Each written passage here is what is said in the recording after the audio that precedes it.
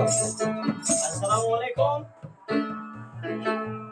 আয়ো করো ভাই বিয়ে করো প্রেমে করো না, এই গানটা গাবে শিল্পী নবিরুদ্দিন।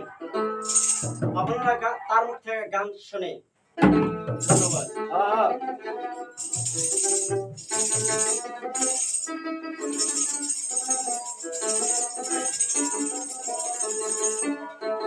ভাই আই পড়ো আর দেহে পড়ো দেহে বইও না ও ভাই আই পড়ো আর দেহে পড়ো দেহে বইও না